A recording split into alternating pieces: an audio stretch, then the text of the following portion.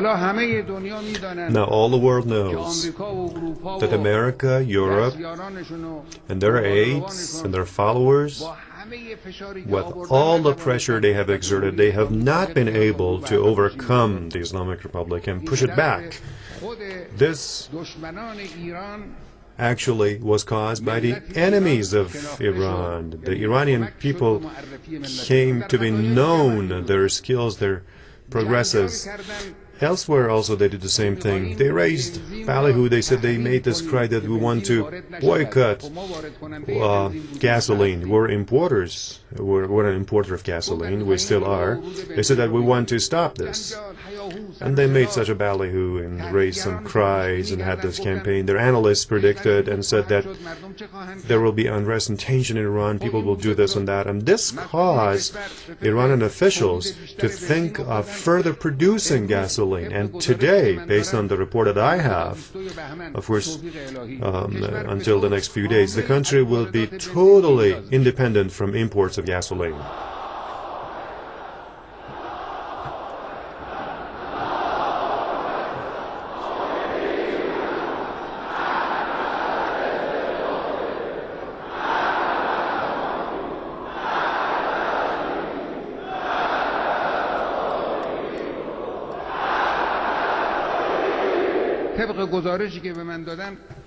Based on a report given to me, even after that we can export gasoline, and we have the order of exporting gasoline. Well, this campaign of theirs proved beneficial to the Iranian people, and world observers saw this. It's been true like this in all areas, and the sanctions of arms during the war, it was like this, and creating this parallel extremist Islamic movement, it was the same story. In our neighborhood, they came and they created this extremist Islamic movement in our neighborhood in order to harm the Islamic revolution, and now it's actually a bane of their existence now. They don't know how to cure that problem, how to remove that problem, and bring about faith-based sectarian and division was the same story.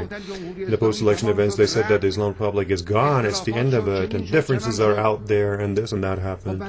But finally they saw that the people of Iran overcame all this. February 11th last year, and also another day, 1 month before it, they were among, we call them days of God, to the true sense of the word. The people's hearts, God took them out to the streets, and the people of Iran showed its dignity and magnanimity. Whatever they do, it proves detrimental, and this will be the same in the future too. These are the facts on the ground. This is what you see in the world. Well, what they wanted and see what happened, what they achieved. Now, the second part of that I should mention is that in any phenomenon, if we want to actually talk about the importance of this phenomenon and the success of its progress, we should look and see how far this phenomenon has been able to set an example, to serve as an example and as a model, and how far it has been steadfast and resisted and has stood firm. It's the same about revolutions. If a revolution wants to be influential and to impact the minds and deeds of others and serve as an example, then it needs to have certain characteristics, the most important one of which is this very resistant steadfastness. If this is there, then the revolution will set an example for others. Or else, if there is only some sparks elsewhere and then they get turned off, they cannot set as an example. They cannot be that effective, and they cannot actually push others to follow them. Now, this is how our Islamic revolution has been. Our revolution has been able to inspire hope, to set an example. And this is because of stability resistance and steadfastness and insisting on the major principles of the Islamic Revolution that the late Imam said. We resisted, we withstood all the pressure. I should also cite a few examples in the same connection. One is this, the nature of Islamic. Our late Imam, first of all, said that our revolution is based on Islam. In the whole world, there was lots of campaign and propaganda. They said that being Islamic and being democratic, they do not match. They said that this is retardedness, this is moving backward, this is retrogress. Islamic teachings cannot be implemented, and all those that they mentioned. And some other people echoed their voices inside the country. They wrote articles, they wrote books, they spread rumors to the effect that the Islamic in order to actually make the Islamic Republic of Iran retreat from its principles, but the Islamic Republic of Iran resisted and withstood all those. Yes, we are Islamic, and we are proud of that, and we prove that the way of salvation for mankind is the very same thing. So with a loud voice, this is what we have announced to the whole world.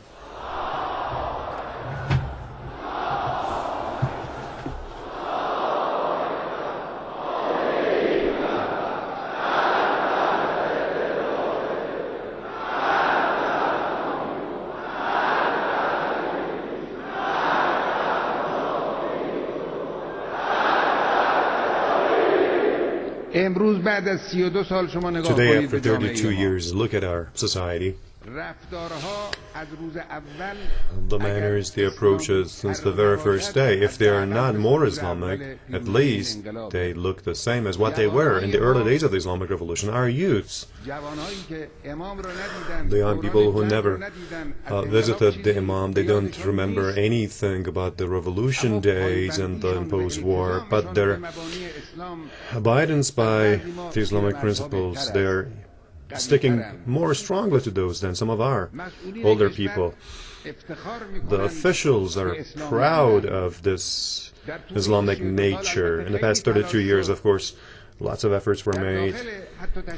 Even inside the government apparatus, there were individuals who tried to actually, in a zigzag manner, try to push the nation to corners and go astray, but this didn't happen. This is one example. Another instance is the issue of the rule of people.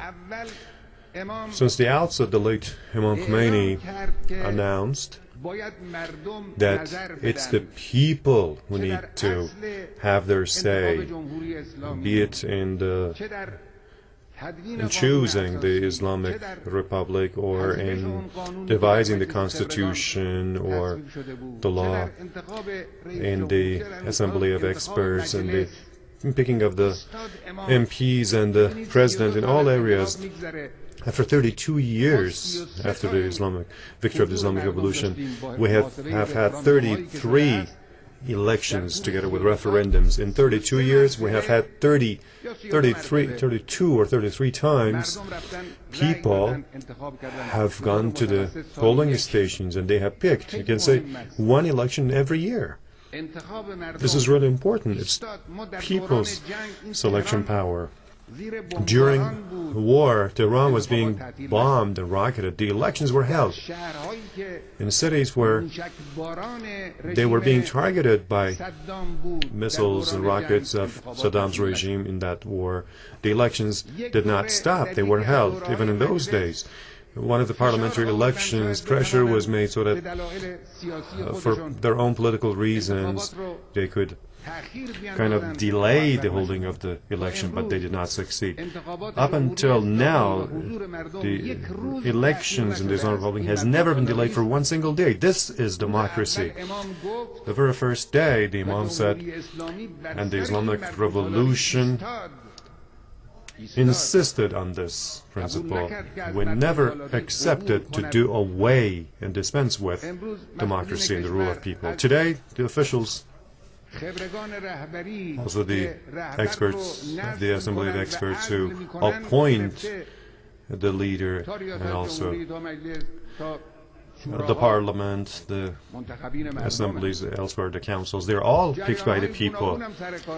Various currents also came to power. We can't say there was only one group of people. There were various kinds of political biases and inclinations in the past few presidents that have come to office. You can see everyone has his own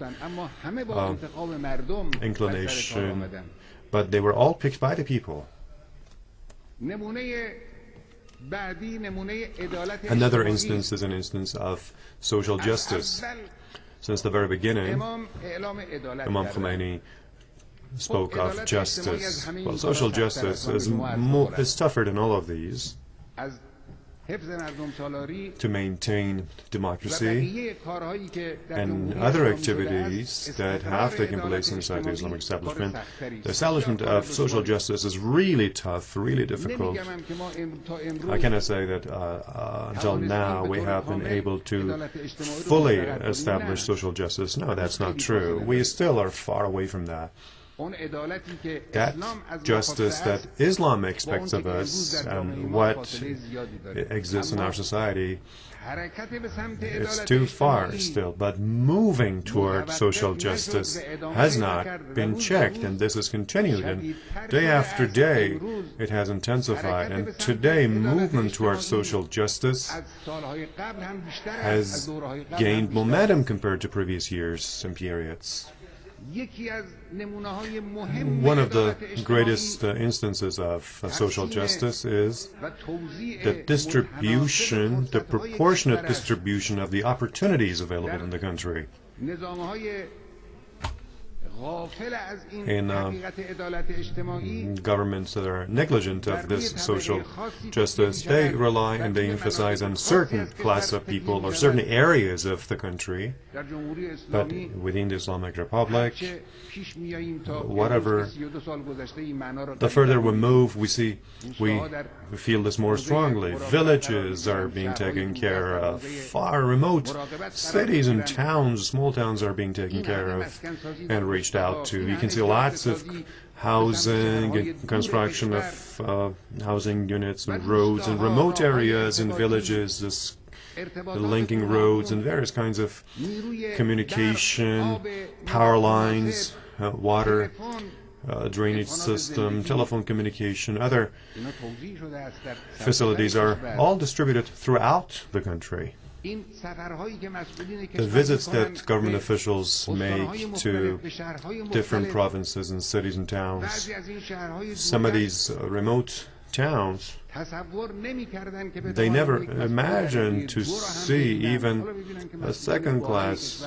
minor official. Now they see that senior officials reach out to them and go and visit them. This is really significant. It's highly valuable. When you go there for yourself and see and feel this problems on the ground, then you have this incentive and encouragement to try to remove these problems. And this is the very same thing. Social justice, we're moving toward that. Look at the life of the officials. What you see in the world, they have this aristocratic and luxurious lives when they come to office as president or as other senior officials elsewhere in the world. You see, there is a great upheaval in their life when they come to power. In our country, that's not the case. People like me, we need to actually adjust our lives based on the weakest strata of our society. We have not been able to do this, but the lives of our officials in Iran are like middle class, average, sometimes even below the average or middle class. This is really important and valuable. If you look at this, what's government doing in distributing justice bonds and the targeting of subsidies and distribution, equal distribution, if this can be put into practice the right way, this is really valuable. These subsidies that the government was paying for power, well, a family that's using a chandelier in their homes and they consume more electricity, you can see a great difference between that person and the family that uses 1 or 2 lamps. Well, the richer one used the subsidies more. This was not fair. This is going to be stopped. When it comes to bread, to gasoline, and other things, it's the same story. We withstood